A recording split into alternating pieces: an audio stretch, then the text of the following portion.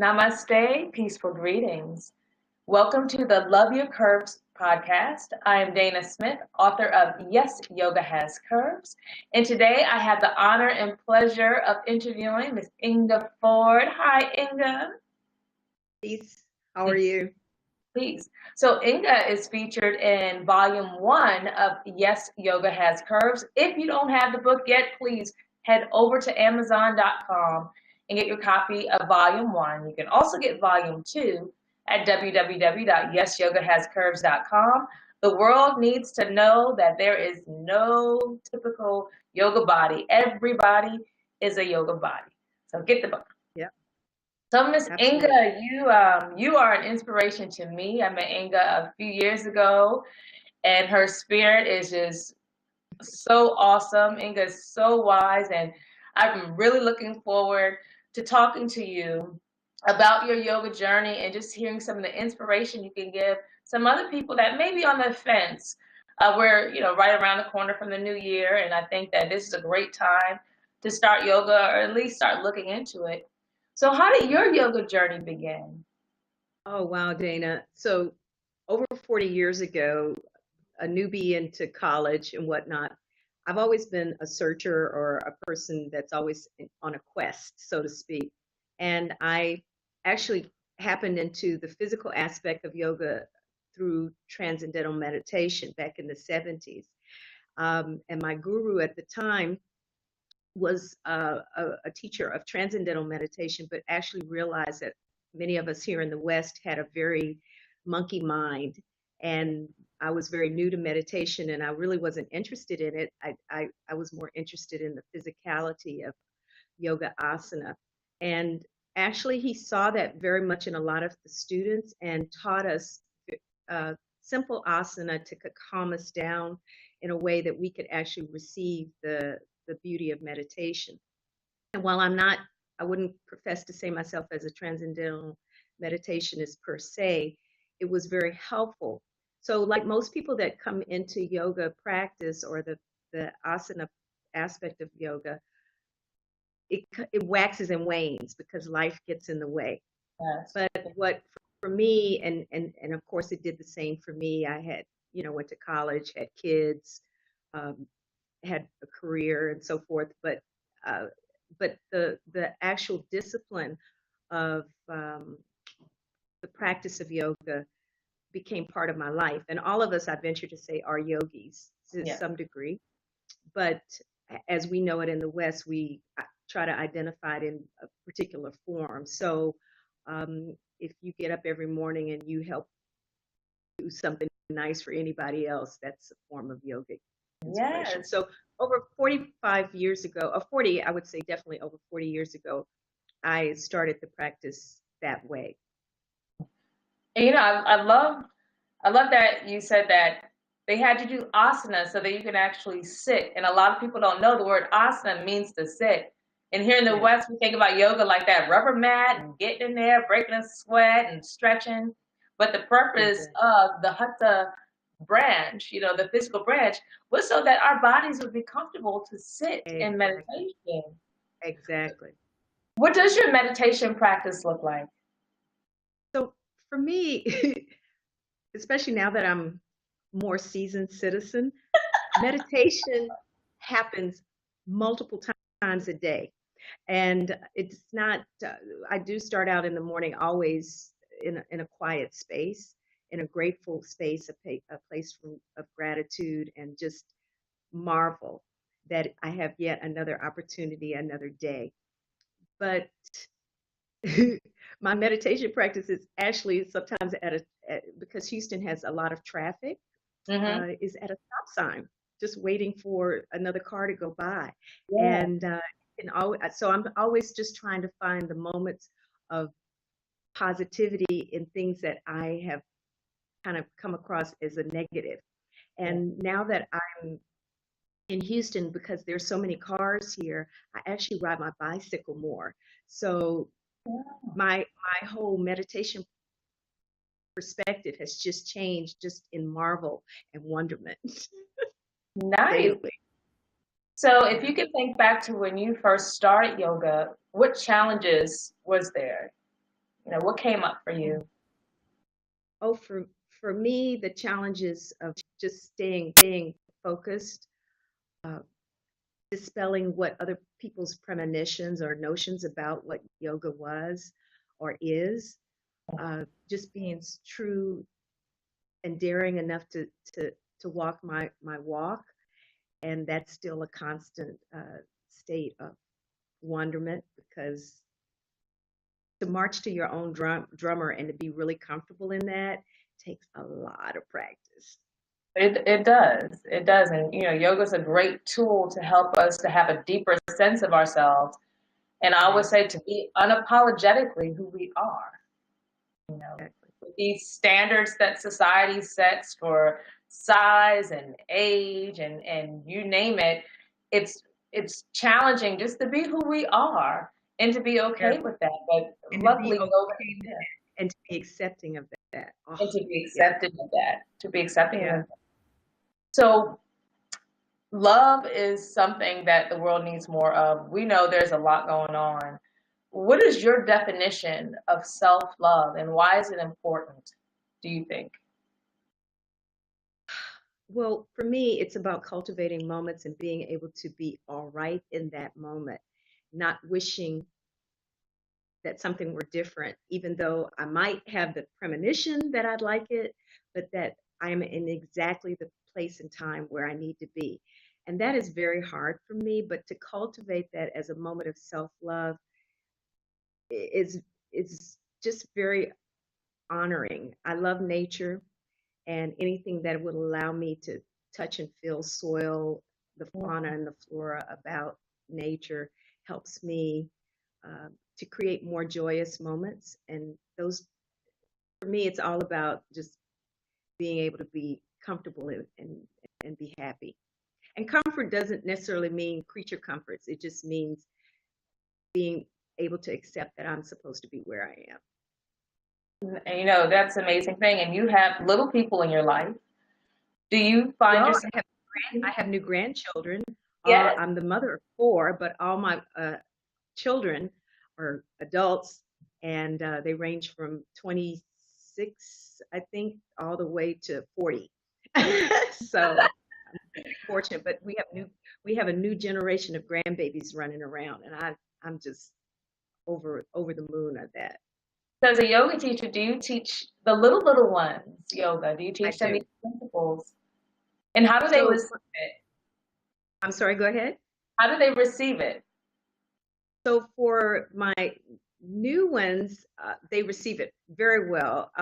My youngest grandson, who's a little older than one, is he's an old soul, so he can sit for a very long time and just be very quiet and just incredibly observant.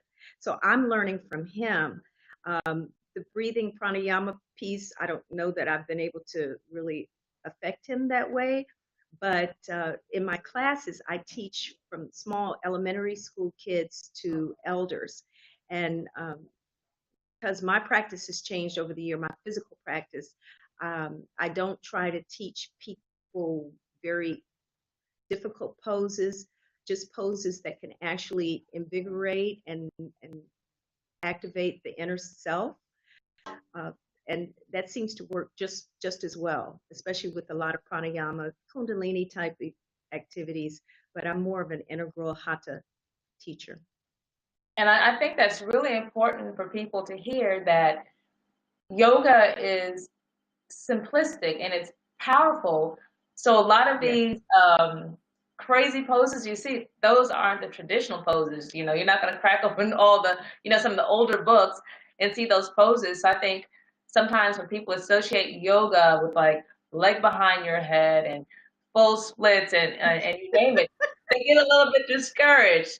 And I'm 41 and my practice is changing as well. I don't want to do half that stuff I did in my 20s. I So admire you because I've seen you do some very intricate asana, but I'm like, no. And then furthermore, we're Westerners, so we didn't grow up in that physical form of practice. I just took an extensive course in yoga and the female body, and it was eye-opening because just the way we're physically built, Yeah. some of those postures really aren't conducive to our body build. Or if they are, there's a different way of teaching them, that sort of thing. So for me, it's always a constant opportunity to grow and learn. And I always tell my students, let your body be the greatest teacher.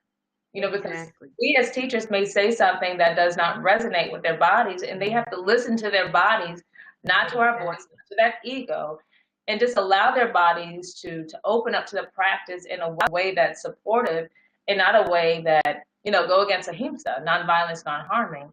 So, and I'm just so happy that you shared that it can be simple. You don't have to teach or do all the crazy things, and you won't lose anything. You won't lose anything. It's about Exactly. raising your energetic vibe, and you can do that through meditation. You can do that through simple seated pose. Exactly. Exactly. So, what advice would you give someone just starting out on their journey? Someone that says, "Well, hey, I haven't really seen representation, or I'm scared, or I don't know." What words of advice or wisdom can you give someone to encourage them to start yoga? So for my students, especially those that are new, I teach at also a family health community center, and I also teach adults English as a second language.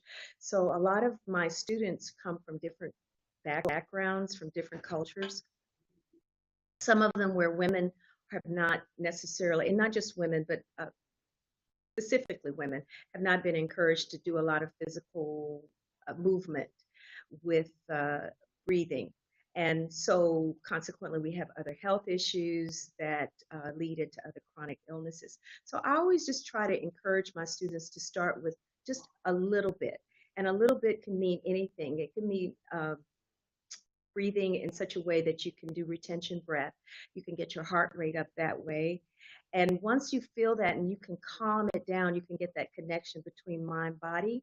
And then you might be more inspired to go into something as simple as a Tai Chi or Qigong type easy swing or movement and things like that, just lubricating joints. I always take into consideration what the ability of my students are in terms of their comfort level, because sometimes, just like you said, ego tends to drive it and they want to muscle themselves into some posture or some pose and whatnot. So, as a teacher, I always encourage my students to alert me to anything that they have concerns about, and always try to find alternative asana movement or practice for them, which is something I've always enjoyed about working with you in the past, because you're like a master of finding alternatives and postures or things that they can do to whether use props, that kind of thing that can help them, because it's not about pain, but it is about working to your edge and to know the difference between working to your edge and pain. Right. So when I get a student like that, and after about 2 or 3 practices or classes, when I've seen them come on a regular, I know I've got them, Yeah. because and I don't mean it in a braggadocious way. It's just that No, no, just yeah. tell them, hey, I'm going to be the teacher for you, and if there's something that I've asked you to do, I'm only your guide. Then feel free to tell me that, but also give your the opportunity to. We've It been is. having technological difficulties, but we are back with the conclusion of our interview with Inge. Thank you so much for your patience, Inge. Thank you so much for having me, Dana. I appreciate you. So when we left off, you were just sharing a little bit about how you encourage your students, and if they come a few times, you really got them. Yeah, because I always try to speak to where I believe the student is, if the student hasn't been able to articulate that, because you can see physically where they are, their apprehensions and so forth and so on. And so yoga is really more of a daily practice that you just have to get in the discipline of just doing something every day. And I just try to encourage my students, even if it's just 5 minutes or 10, just get in the habit of just treating yourself. That's self love. Yeah. That's a form of self-love. And something's better than nothing, right? Absolutely. I totally agree with that. So Inga, if we wanted to practice with you, where can we find you? Where can we take some of your classes?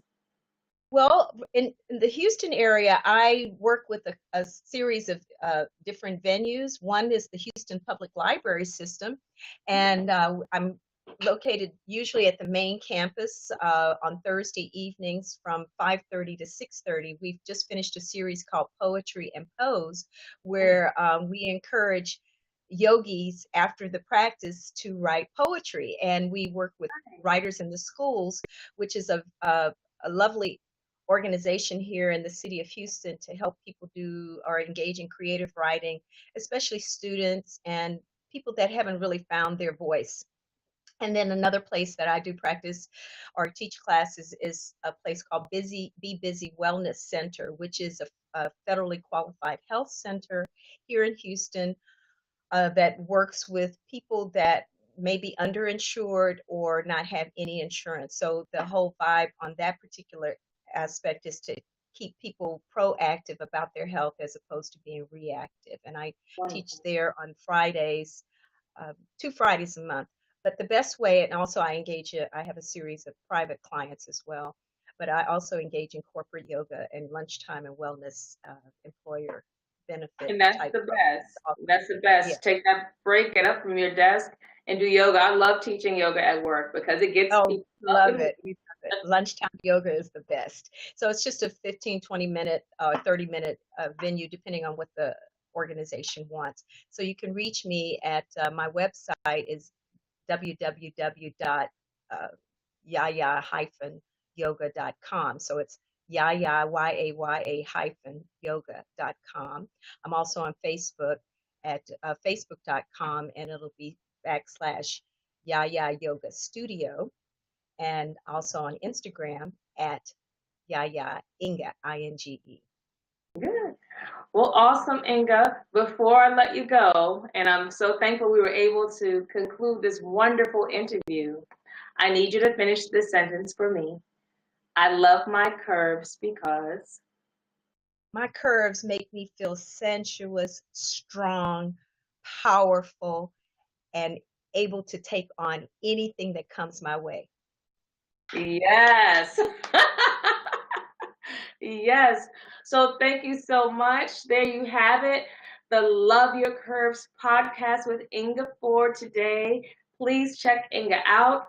And if you don't have the book, go to Amazon.com and you have to type in the search, Yes, Yoga Has Curves. Please get volume 1 from Amazon. It is on sale for volume Yes. 2. Oops, sorry. Yeah. www.yesyoga has curves. It happens. Well, thank you, Inga. And thank you, Dana. everyone, for tuning in. Be blessed, be blissed, and be balanced. Namaste. Namaste. Peace. Thank you. All right.